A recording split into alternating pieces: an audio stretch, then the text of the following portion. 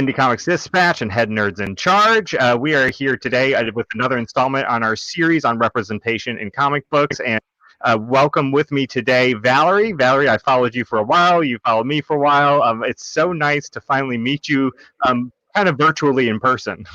Yes, I know, it's amazing. And greetings from Canada. You're our one Canadian on the show, I think, this month. So. You need more Canadians. I can hook you up with plenty of Canadians. We really do need more Canadians. Yes. Yeah. Once you guys start letting us back into your country, I should come up there and I don't think it's. I honestly, they just renewed it for another month, so you're gonna. Good on you. Yeah, it's sort of like it's like we love you guys, but don't come into our country now. Yeah, we're the weird country cousins from down south. So I know it's actually been hard. It's been hard on my family because we have a lot of American family members that we haven't been able to see, and and we usually spend our summers hanging out with our friends, and it's just we can't do it. So we're stuck here too. Well, again, we are doing a series all this month, all September, and the first Wednesday in October, also on representation in mostly mainstream comic books, but maybe talking a little about indie too, because historically, mainstream comic books have been about cisgendered, white, heterosexual males. And when you do get a female in there at all, they are a very particular type of female with a very particular body type. And so, Valerie, we have you here today to talk about trans representation in comic books. So why don't you tell us a little about yourself and your background? Well, my background is that I was a comic book super nerd before I was ever trans, I think. And or they're sort of, they might be linked together. But I went back to school I want to see how I want to tell this story. I'm going to tell you the story like this. Basically, my story goes like this. I came out as trans about 14 years ago, and I thought I had a really interesting story to share. And I talked to my wife, who was just my partner at the time, and I told her how I would like to write a book about my life experience and what I'd been through and what I'd seen growing up as a kid in the 70s and 80s, and the representation that I'd seen, being trans. And she had said to me, why don't you go back to school and do that? And I said, why would I ever want to go back to school? And she said, because if you go ahead and you write this book, someone else who's in school or someone else who's doing research is going to take this book and then use your life story as their research. And therefore, they will be gaining something off of all of the hardship and all the marginalization and all the hurt you may have felt over the years. And I said, that sounds like a great idea. So I went back to school with one thing in mind, and that was that I wanted to eventually tell my story.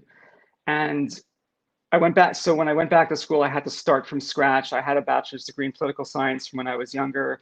I did a certificate in women's studies at the Simone de Beauvoir Institute. And then I was accepted into the master's in feminist and gender studies at University of Ottawa. And like I said, I just kept everything I was working towards was telling my story and how I felt about all the images I had seen over the years. And somehow I managed to get my master's degree, and it was my life. My life somehow became a master's degree, and I became really obsessed with this idea of trans people and marginalized people having their stories become part of the academy and being archived in the academy. So it wouldn't be, sort of like Valerie's telling her story. It would be that, oh, Valerie's story is now a part of the academy. So you can look up her story in an actual thesis that has been recognized by, the 1% academic, a lot more diverse now, but still very white, Christian top of the pyramid. So when I'd finished writing everything, and when I succeeded in defending my thesis, my next step was I wanted people to actually read it, because that was my initial goal to begin with. And I wanted to be in a really accessible format. I did not want to do it through a university press, which tends to overcharge people for books. They tend to charge $80 to $100 for a book that's, maybe 80, 90 pages. Right. it's I don't know how they get away with that, and then they pass that on to the students somehow, and I just didn't want that. So I went about the self. I'm really rambling a lot about myself. This is like so. No, I don't. you're the I don't know. guest. I don't know if this is how it if this is how it works. But so what I did was I said I want to just I'm going to do this, but how would I like to do it? And I said I'm going to have to find myself an artist because I mean I can draw a little bit. I'm not that great, and I actually just looked up online Queer Artists Canada. And I came across this amazing artist out of Toronto, based out of Toronto, named Cad Verhoeven. And I wrote her out of nowhere. And I said, listen, I just finished my master's thesis. This is what it's about. Would you like to? I want to self-publish it in a way that's really easy to read and follow. Maybe some of it's still very academic. And I was sort of had no choice but to put that stuff in, obviously. But I wanted to sort of like, I wanted to reflect, you know, my personality, the fact that I love comic books and I love graphic design. And she said, sure, that sounds like really, really super cool. So we worked together back and forth on what I wanted cartoons for, and how I wanted to use her illustrations in order to sort of document my story and to put together this book in such a way that even though it's a master's thesis, someone could pick it up. You know, if you had to go to the bathroom, you could bring it with you. You can like open it up to a chapter, read a little bit, and close it, and you know, come back later. So pretty much the book focuses on trans representation in film, in television, and what we are now calling streaming. As an umbrella term, it was just trans moving images. And I sort of give a little bit of hit. That looks familiar. Does that look familiar to you? I've seen that before. It's made its way around the world at this point, which is super cool. So I talked about like Dallas Buyers Club, and I talked about Hedwig and the Angry Inch, which I absolutely love. And I don't remember what else I talked about in there. It's terrible. I'm starting to forget already. Speaking as someone who also got their master's and worked on their thesis, I have no idea what my thesis was about at this point anymore. So yeah, I get it.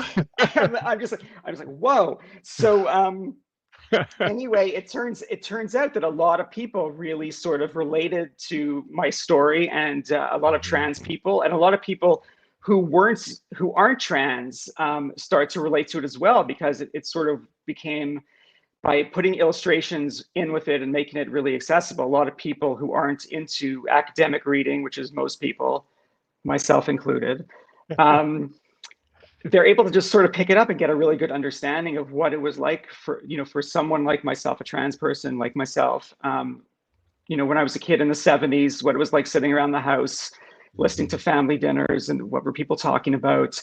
When I would see, things on the Daily Talk Show, what the latest conversation was about on, Maury Povich back in the old days, and Jerry Springer and Phil Donahue. I'm really aging myself now, Phil Donahue. And so, yeah. And then what am I forgetting to say? And then when it came out, I mean, people were interested. This was in 2016. And it was just at the point in time when Laverne Cox was really breaking through with Orange is the New Black.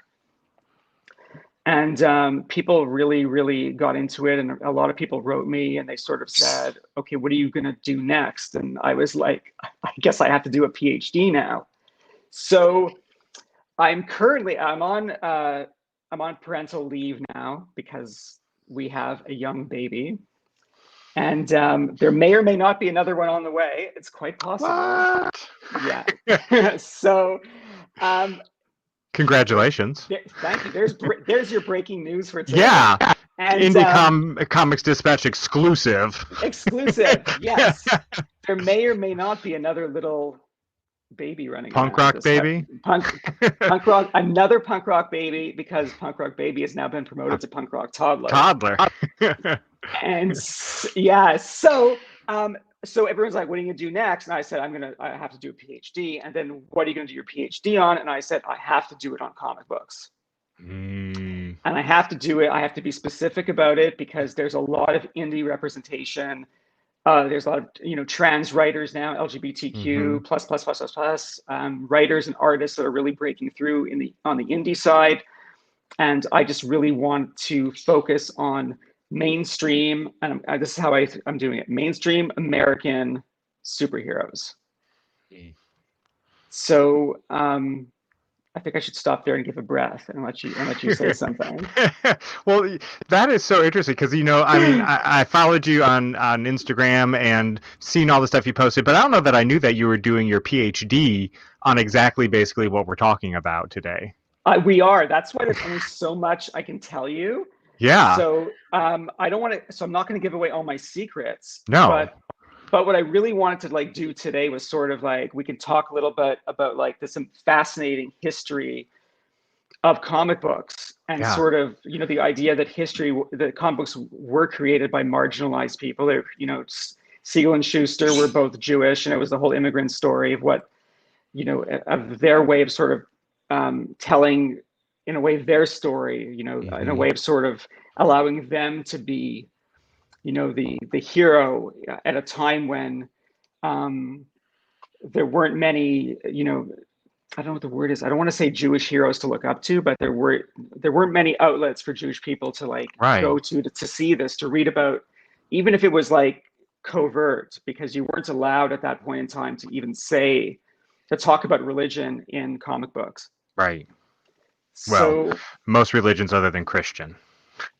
they weren't. I don't think they were even able to talk about Really? that. Yeah, I think it was like Wow. very like it's. I mean, I think maybe you can get away with Christmas stuff, but Right. That's I interesting. other than picture stories from the Bible. I don't know if you remember, if you ever heard about that. Yeah, I did. They Um, were in every doctor's office, I think, that I went to as yeah, a kid. but I loved it because Samson was like really the superhero of the book, right? Yeah. In the book of the book of Judges, and you had literally the superhero who like I mean just don't cut off his hair and he'll lose all his powers, right? The barber shop is his kryptonite. No, actually, no. Obviously, a woman is his kryptonite, Well, right? yeah, That's yeah, of right. course. So it wouldn't be It the wouldn't be the Bible without Bible. without some misogyny in it. So That's fair. uh, That's completely accurate. yeah. Okay. So Oh, yeah. So it just so what I'm researching now. So all my research now is basically on history in comic books and leading up from different types of. I have some cool stuff. Can I show stuff? yeah, yeah. All Let's right, show all right. stuff. So let's show stuff. So I really love this idea of that there's so many books out there that are collecting like all like really nice books. Like I don't know if you I could have see that this. book. Do you have this book? Yes, Isn't this it's book? back It's there. it's amazing. This book is Super Weird Heroes from IDW. Obviously, that's why it's even the cover is like It's I nice. forget I forget the word. It's like embossed. Is that what the Yeah, it's term got a little is? raised. Yeah. Yeah. So, I mean, even in here, there's like a character called Madame Fatale or Madame Fatal, who was a, a superhero who basically dressed up as an old woman to fight crime. And hold on, I'm getting to page 213. It's like this is when the viewers are like, okay, time to tune out. This is a little too bizarre. No. So I'm sort of like tracing back before we even get into the mainstream stuff. I'm sort of tracing Yeah. back to this wild, and like there's so much stuff in there. There's so much coded, Hmm. LGBT stuff that was coded in film and obviously coded as well in comic books. I mean that Hmm. Madame Fatal was like 1940s. Oh wow. And for sure that the writer was probably trying to tell his story Hmm. in one way or another. But I highly recommend this book to everyone. It's a Like good book. it's a lot of fun, and it is gorgeous too. It's like so nice. It's great.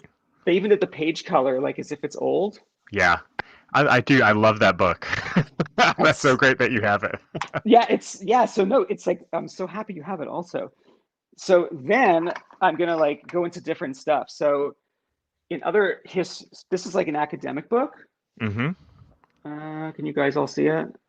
Yeah. The new, yeah. So Ramsey Fawaz I think this book is actually his PhD. Oh wow.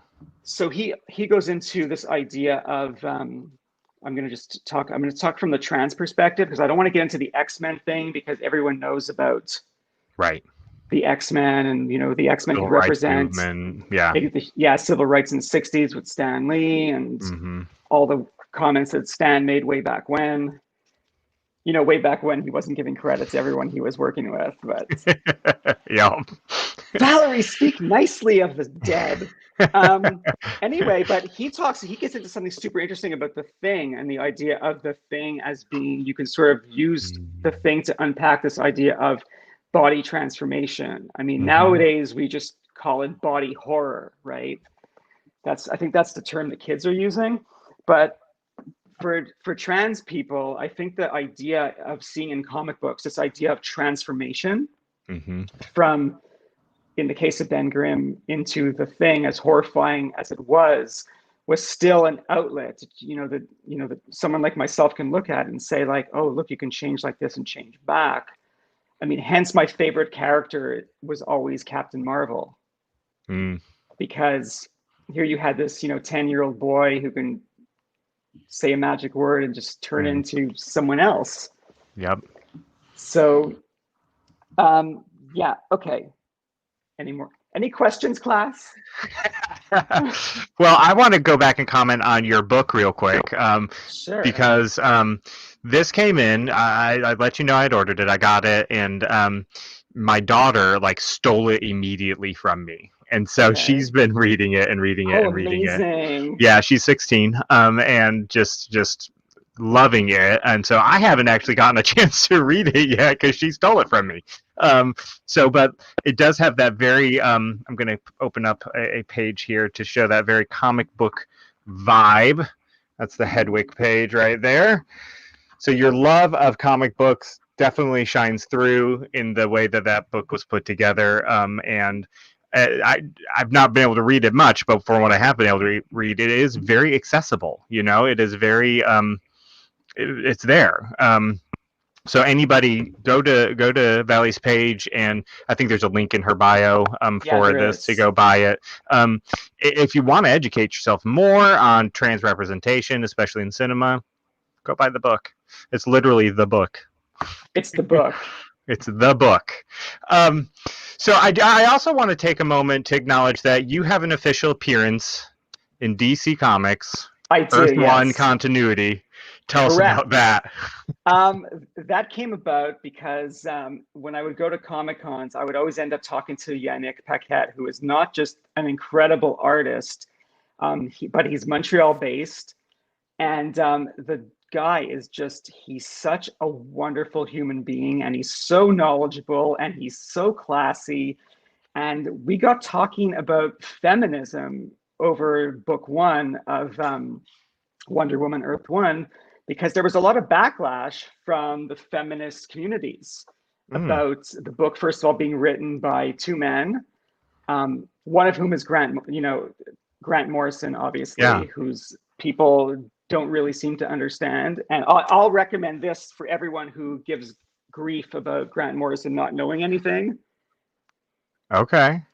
Grant Morrison's like Super Gods is, Hmm. I mean, it's an actual book, by the way, folks. Look, see, just letting y'all know. So anyway, it's pretty much his bio, Oh, wow. and if you read it, he talks all about how he got into comics, and you'll see that Grant has had plenty of experiences that would make perfect sense for him to be a person to be able to tackle Wonder Woman and Mm. the idea of retelling her origin to a new generation. So yeah, Nick and I got to talking and everything, and we kept in touch through Facebook and through Instagram. And then at some point in time, when he got the script for Earth One Book Two, he sent me part of the script, and it was Grant's writing of there should be a trans woman, and the trans woman is going to ask a question of Wonder Woman in the university setting, and the trans woman should look like like Velma from Scooby Doo, because and he was like just describing this trans woman, and Yannick was like, yeah, the trans women that I know really don't look anything like that. So he said, would you like I'll just draw you, would that be okay? And I said, hell, of course that would be okay. And he drew me. I think the only thing that I had to tell him to fix was I had to tell him that my boobs were bigger. So, and then I never got a chance to also tell Nathan that the inker that I would never wear like brown pants or something. So the brown pants. The brown pants. Maybe that was a nod. Maybe that was a subtle nod to Velma. I've never thought about that. Ooh. Whoa! Wow! Snap.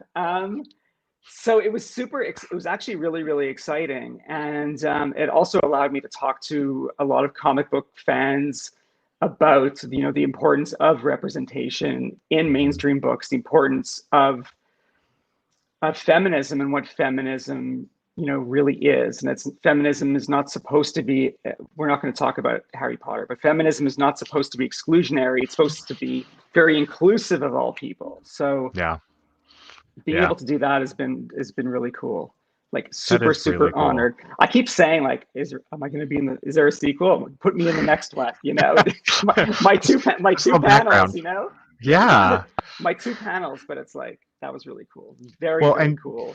You're the first person on the show who has an official appearance in one of the big two. So, I mean, you're in a league of your own here. I am. It's like, I don't know what to say. I mean, I feel, I do know that when I walk around Comic Cons, people rush up to me all the time saying, with copies of Wonder Woman. Wonder Woman book too. Going, sign here. But don't sign over your face. I need to see your face. So that was super cool. Like really, really, really cool. And I've made I've been able to talk to a lot of people about representation in comics because of the work that I'm doing. And there's so many creators are interested in talking about it. I think a lot of people have, they feel stifled, I think, by the industry. They feel stifled. At the time, there was this whole Comicsgate thing going on. Yeah. And a lot of creators felt very stifled by it. So when I was asking them questions about, LGBTQ diversity, I mean, they were more than happy to open up to me and talk to me and be really, just totally amazing and share, their experiences.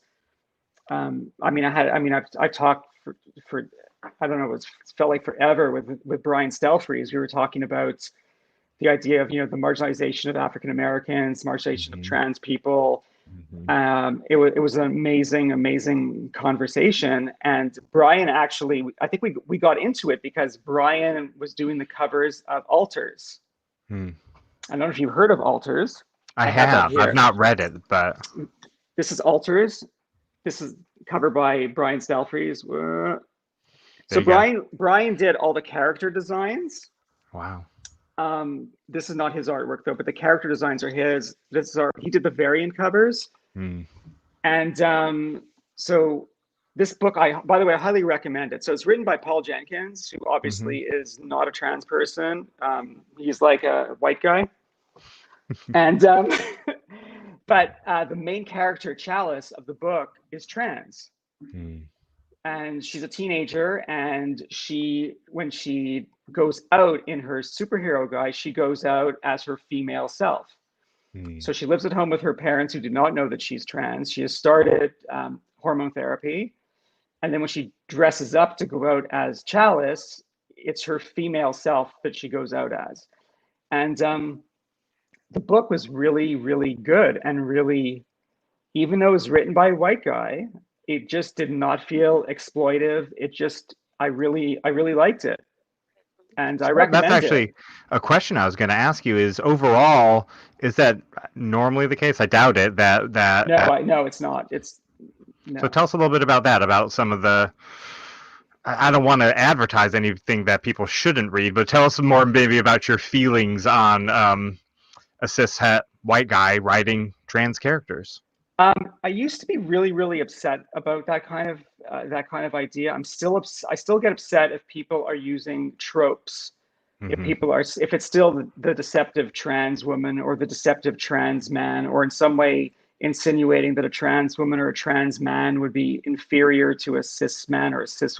If the story is told on a really human level, it doesn't really matter who's writing it. Mm-hmm. So so Jenkins's writing was very like understanding of trans experience.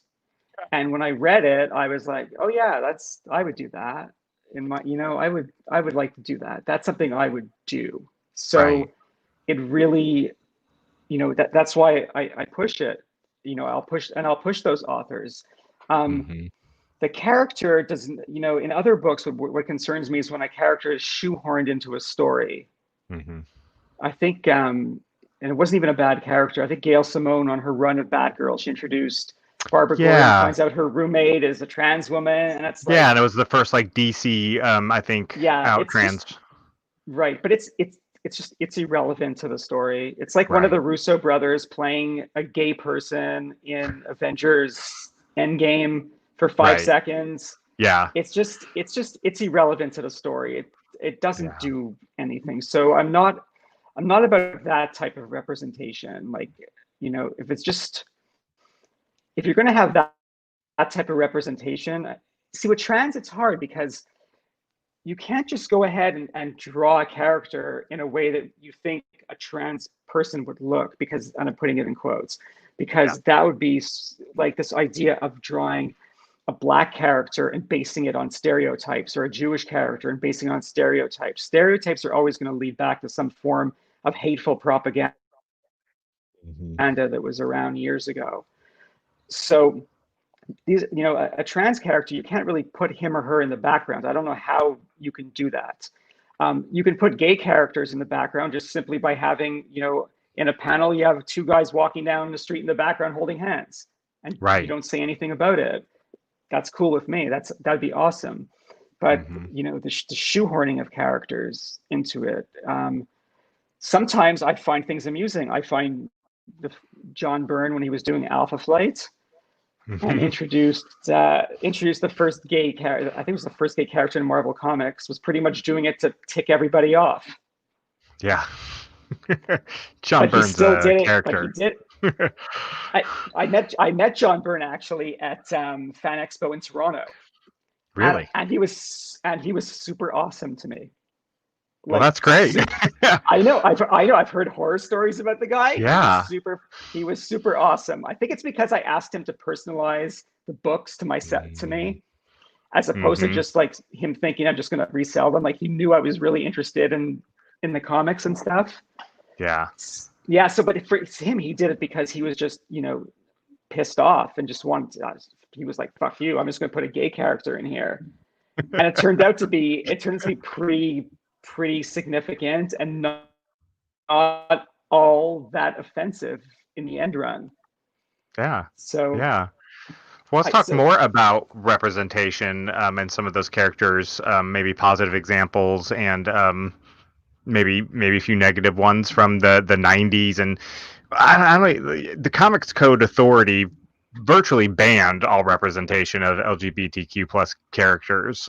So it really wasn't, I feel like, until more that the Comics Code Authority started weakening and falling down that we got more representations. But tell us whatever you can.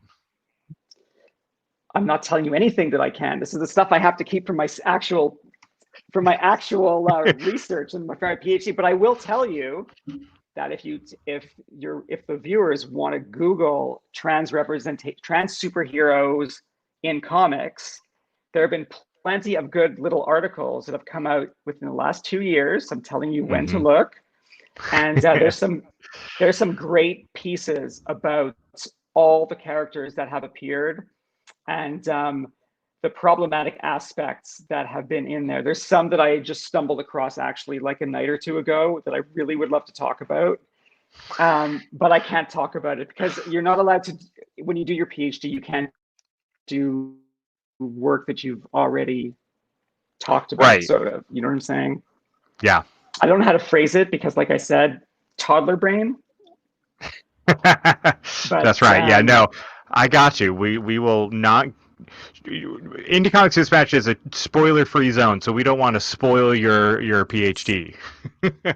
Exactly, exactly. So, and my PhD though will touch on all the questions that you're asking me.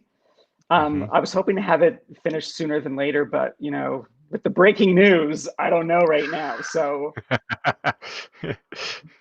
um, so maybe you can touch on some of those, and if you can't, that's fine. What are some of the stories that we're missing in comic books about trans women and trans men? I think the idea of just I think that if we would make the stories, this is what I loved about Paul Jenkins' Alters, Mhm. was that Chalice's home life was almost like the same as Peter Parker's home life, just that she's trans.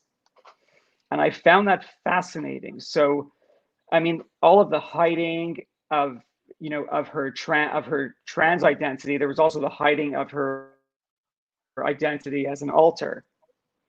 So I would just like to see stories like that. That just if if you're going to bring a trans character into it, to just sort of present their life as a regular life. I mean, my regular life is pretty boring. I'd like to see that in comic books. I'd like to see. Um, I think what I'm more concerned about wouldn't even be so much as the script as I would be concerned about the art and the idea of how you plan or how an artist plans to draw characters so that you can convey transness um, without stereotyping you know, the character or the look. So I get, you know, even the idea of Grant thinking like, oh, we'll make her look like Velma, Right. you know.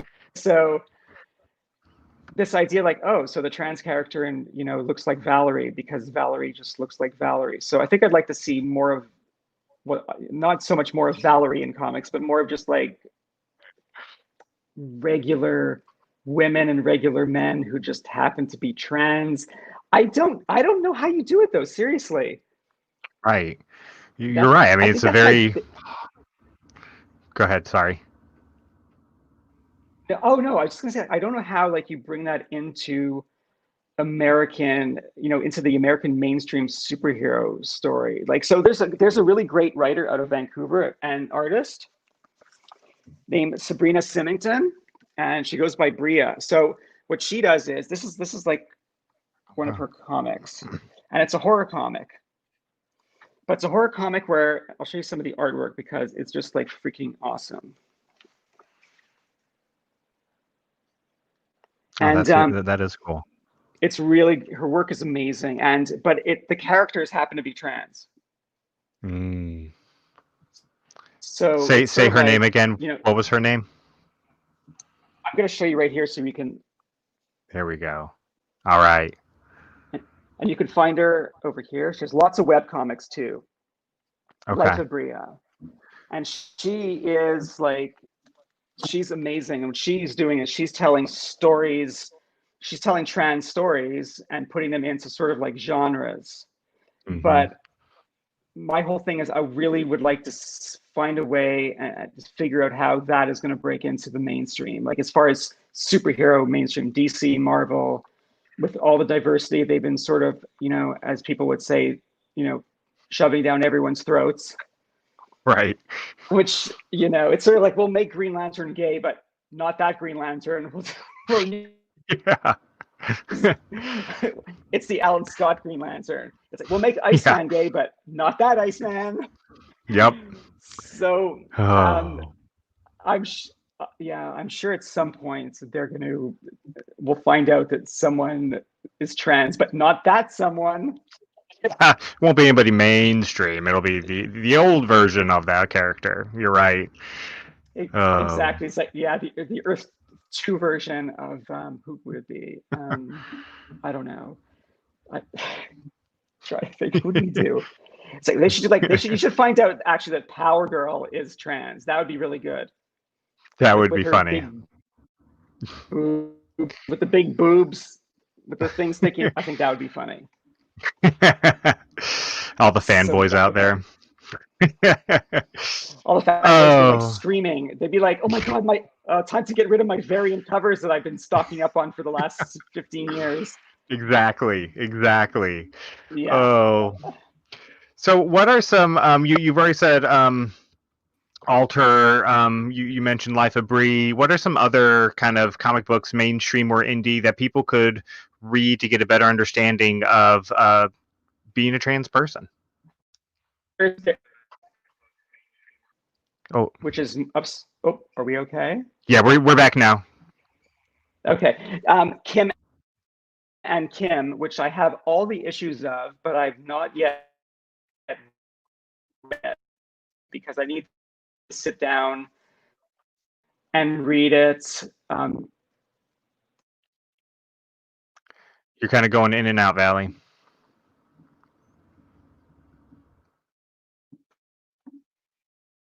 I think your connection may be. Oh, Valley dropped out for a second. We'll see if we get her back.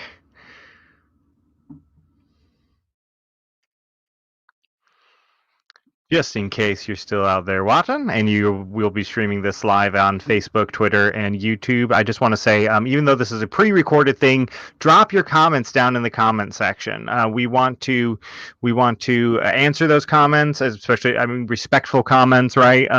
That Valley can maybe come back and answer for us, as long as it doesn't interfere with her PhD work.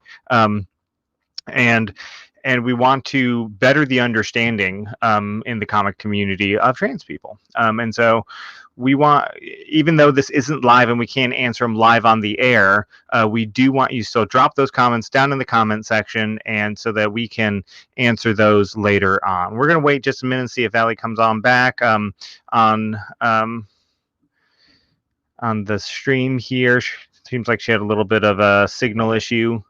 So we'll see if she comes back. Again, I want to plug her book. I'm supposed to relate to this. A trans woman on issues of identification with trans moving images. It's based on trans representation in cinema, various movies, TV shows, streaming platforms. It's actually her master thesis on it, and she's in the middle of getting her PhD right now. And again, another reminder that all this month we are doing a series of representation in comic books, and all about different underrepresented or poorly represented groups of people. And so we are going to go through several of those, and inevitably we're going to miss people because we're just doing this for a month. And so there's going to be groups of people we don't get to. You know what? Tell me what groups of people we're missing. I already have a list in my head, but tell us what groups of people we're missing so that when we do this again, we talk about those people, and that we talk about representation of new people that maybe are underrepresented or poorly represented in comic books. So just wait another second here. Oh, here's Valley. I see her. There she is. This... oh wow, that was fun. I think I got zapped into the quantum realm, apparently. Well, we are happy to have you back. I plugged your book while you were gone. Back. So you were starting to tell us about a book to read, and then you vanished. Yeah, hold on a second, please. I'm gonna go. My headphones Okay. apparently don't want to be connected right now. Okay. I had to hold on. I'm gonna nonchalantly take a drink of my coffee while Valley attaches her headphones.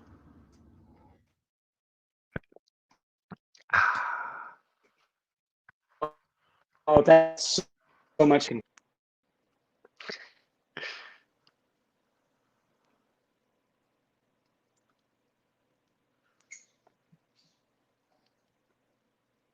Brett, can you hear me?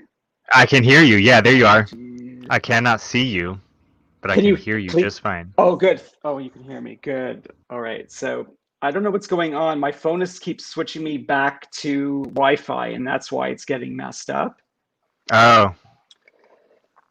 So I apologize for the technical stuff. We're not as advanced up here in Canada when it comes to Mobile broadcasting. COVID prevention, yes. Yeah, COVID Streaming, yeah, no. yeah, streaming, we're still like a little, it's like the backwoods here in Montreal. It's a very small city of 3 million people. So yeah. Okay, sorry. Go ahead. You were saying something before my phone So interrupted us. I was asking you about you started to mention a comic book that we could read to maybe get a better understanding of the trans experience. I think when it comes to actual comic books, I'm gonna go back to like to Sabrina's stuff for a second, because she also put out a graphic novel of her life story. Mm-hmm. And she actually, all of this, it actually is her experience. Oops, this way. Well, I actually can't see you. Oh, there you are. All of a sudden, you're there. Fantastic. Yeah. Let's try this again. Very good. And I'll try this again. Hold on. That's awesome. Yeah, so this actually documents like her coming out. Sorry, I'm really not getting it to where the camera is. No, you're good. It's hard with the reversals stuff. I that know. I happens. think that's what I think is. That's what I think. That's what's messing me up. Okay, so she did a really good job with that, and so the best way, like I would recommend indie books like Sabrina's, because you will get to know what the coming out story is really like. Because I mean, the indie stuff is usually like no holds barred. When I say holds, I mean mainstream publishing. Right. I haven't really seen yet in mainstream publishing, something that really reflects my own story back at me. So it's sort of what, in my book, I talk about something that I call untransing. So, in my book, I talk about it as untransing means when I take an image that could be harmful, like a bad trans image, and I see what from it I can pick and choose in order to either see myself or to reject the notion that people may see me like that.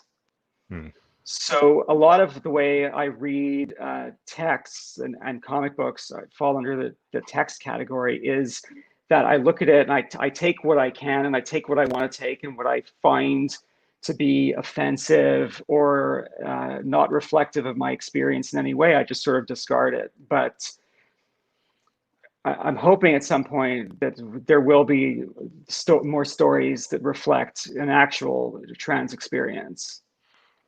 That's good. That's good. So So look for those indie books right now. And Bree, I'm gonna have to look her up and buy some of her books because they look yeah, she's amazing. amazing. Yeah, I'm gonna send you. After the talk, I'll write you and I'll send you a bunch of links, and you can post them Yeah. if you like. So Yeah, totally. I love so that. yeah.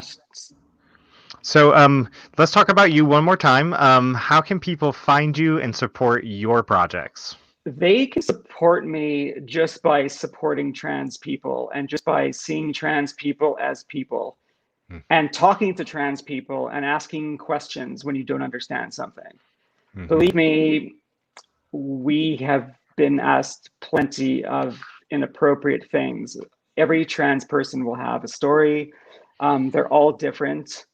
And if you want to know something about a trans person, just usually ask them, but just don't ask the really inappropriate stuff, I guess is what I should be clarifying. Yeah. Yeah. Respect personal boundaries, right? I mean, like, yeah, no, that's it. So, but that's really what it is. So that's really all. Like, so my whole thing is, if somebody wants to write me to talk about, their own transness or their own feelings, or if they want to write me and talk about a friend of theirs, family member, etc., I'm always available for that. To support people like that, it's great. As far as my book goes, that's fantastic because that supports me continuing my education. And other than that, I mean, that's support other trans writers and artists. That's awesome. So I don't know. I'm gonna make sure. I'm trying to think of something really profound, but I don't have anything really profound. I'm just sort of like, just don't be an asshole is really what I want. That for some people is very profound to hear. Yeah, so that's it. Oh, although those people who need to hear that don't think they're the asshole. So It's always like that, yeah. but Guys out there watching, I'll make sure I link your book where you can buy it in the show notes underneath yes. this, in Facebook, Twitter, and YouTube. Um, it's a great read according to my daughter. Um, and I am looking forward to starting it soon. Love Go that she's follow reading it. Valley. Oh yeah, anything I love she. LGBTQ plus. She Yeah, she just devours. amazing. So, guys, go support Valley. Follow her on. I know you're at least on Instagram. Do you have any other social media platforms? I focus mostly on Instagram. I try to keep my Facebook a bit more private, sort of. Yeah, Yeah. ditto. So go follow her, and she posts wonderful things, comic book related and just personal life related. That is very enlightening, at least for me. So thank you, Valley, for being here today and taking the time. And once your PhD is done and it's published, let's talk again, or at Brad, least thank you done and so much. defended. Yeah, that's it. Brad, thank you so much. That was like really fun. And if I rambled, that's just the way I am, I think. Yeah, that's what this is about. That's what this is about. So, guys out there, I'll talk to you next time. We're doing this series all month long. Tune in. We'll have other people on all the Wednesday nights in September, and then the first one in October. And we'll see you next time. Bye, everybody. Amazing. Bye.